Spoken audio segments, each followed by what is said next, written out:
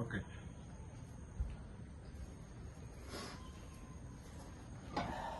Jadi temanya apa ini Om?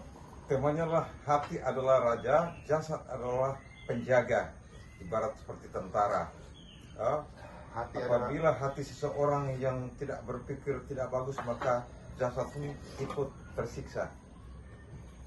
Karena semua berpulang pada raja dari hati tadi.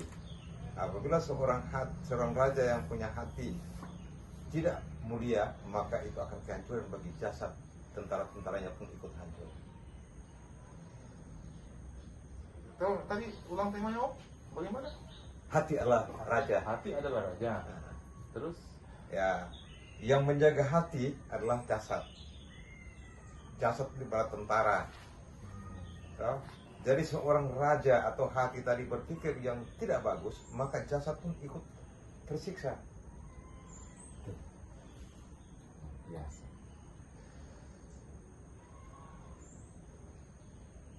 Betul. Jelasan dulu. Sehingga kenapa saya katakan hati adalah raja, jasad adalah penjaga atau tentara? Karena seseorang berpikir itu harus betul-betul yang berkesinambungan untuk demi hajat hidup orang banyak, sehingga jasad ini juga pun membuat sesuatu dengan baik, sehingga raja tadi itu dia guru di singgasananya tetap terjaga dengan baik. Begitu pula kehidupan orang banyak. Ya. Orang juga harus berpikir sama dengan apa yang diutarakan tadi. Hati manusia adalah raja, jasadnya manusia adalah tentara atau penjaga. Jadi siapapun manusia kalau dia tidak berpikir tentang apa yang baik, maka jasad pun ikut hancur. Dia sudah menyiksa di mana-mana. Berarti akal dia masuk dalam kategori tentara atau jasad itu, ataukah akal berdiri sendiri, ataukah akal masuk di hati? Akal itu sudah termasuk dengan hati. Karena kapan akal dengan hati tidak menyatu, maka jasad pun ikut hancur. Karena tentaranya tadi kan, jasad tadi. Tapi Om, berarti akal dan hati itu menyatu, berarti berbeda sebenarnya Om. Perbedaannya ada di mana? Terpisah. Karena di dalam hati seseorang itu harus memiliki akal yang mulia. Itulah hati. Kapan akal yang mulia tadi tidak ada, maka hati pun juga tidak akan bisa berbuat apa-apa. Sehingga tentaranya juga pun atau penjaganya juga pun ya paku. Nah, sekarang tinggal pertanyaannya, kalau seorang raja atau hati tadi disertai dengan akal yang bagus, maka disitulah semua kemuliaan akan didapat. Kalau konsepnya seimbang Om, akal dan hati itu seimbang. Iya, tapi awalnya tuh judulnya hati ala raja. Bagaimana untuk menempatkan hati ala raja itu tadi, karena seorang yang punya hati raja, dia berpikirnya tuh betul-betul sudah demi kemaslahatan jasad utamanya, termasuk kemuliaan orang banyak. Nah, orang pun harus berpikir seperti itu. Bukan berarti hati ala raja, berarti seakan-akan semua kita ini raja. Betul. Kalau kita itu semua sudah berpikir seperti itu, maka kita semua adalah raja. Sudah tidak bisa menyatakan itu haknya orang, saya punya, atau segala macam. Berarti kita sudah punya keseimbangan dan menjaga keseimbangan. Dan pada akhirnya, oh iya itu haknya dia, ini haknya saya. Maka jasad pun, tentara-tentara pun juga tidak bisa berbuat apa-apa. Yang terjadi hari ini kan karena hati tadi bukan raja, ya tadi dia berpikir sudah seperti apa, sehingga tangan, kaki dan segala macam tadi ikut berbuat yang sama. Lebih dominan ke pikiran Om Dik. Ya, artinya seorang raja atau yang namanya hati ala raja tadi itu hati yang betul-betul mulia karena disertai dengan akal yang mulia. Dikatakan mulia karena hatinya.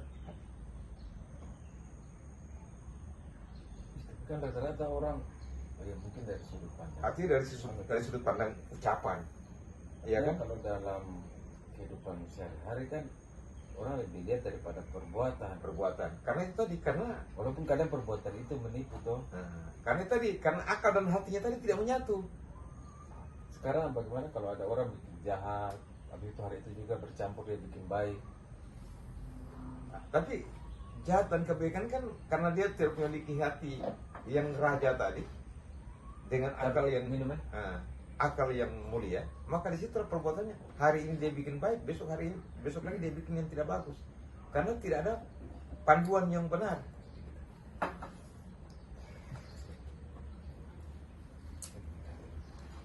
Artinya sekarang tinggal bagaimana kalian menyikapi itu dengan, karena ada pertanyaan, wah bagaimana hati dan akal?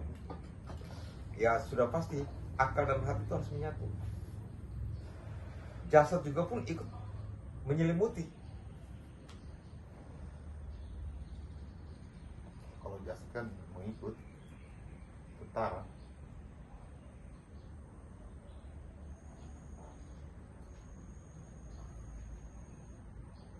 Jadi apalagi yang mau dikomentari? Itu coba tuh. Jumpe kah? Nah sekarang kalau perumpamaan hati raja, terus tentara itu ibarat jasad itu ibarat prajurit. Kalau mau ambil di perumpamaan itu kan berarti bahwa di kayak kerajaan begitu, itu berarti kan harus ada menteri. Ya sudah termasuk, jasa ini sudah diatur. Ada menteri, ada ini, tapi yang jelas intinya tuh keamanan bagi raja. Oh, pada prinsipnya jaga itu raja.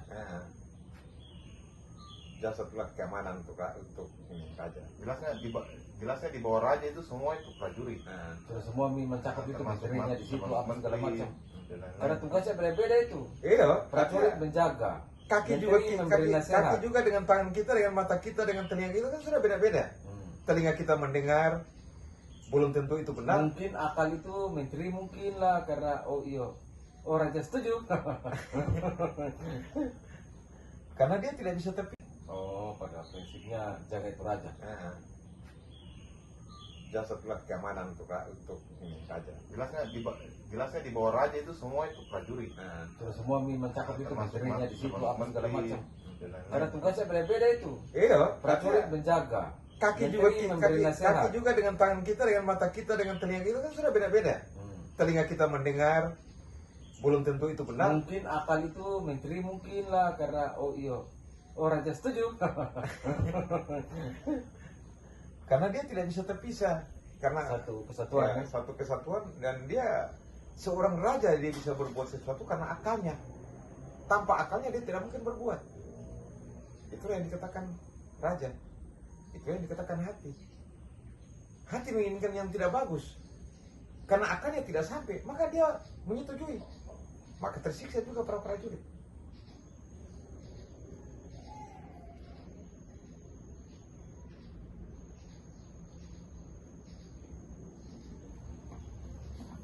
Iya.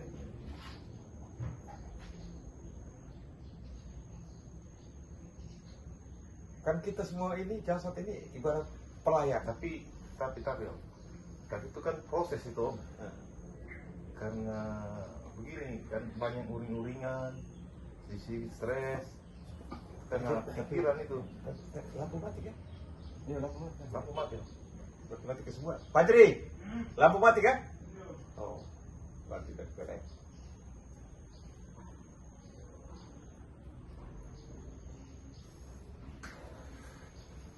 Ya, silakan ambil cerita kita dengan kopi supaya semakin. Ada judul lagi, judul baru. Ya. Oh, Enggak, biar langsung dulu buat judul karena kita foto. seorang yang mati dengan amal yang mulia, dia disambut oleh bidadari. Pertanyaannya dengan judul seorang yang meninggal dengan amal yang begitu solih dan solihah, selalu ini kepada Allah Subhanahu wa Ta'ala. Katanya di surga dia disambut oleh bidadari. Berarti kehidupan akhirat dan kehidupan dunia ini sama. Kok kenapa yang terjadi hanya di dunia, di akhirat tidak terjadi, padahal dia didampingi oleh bidadari.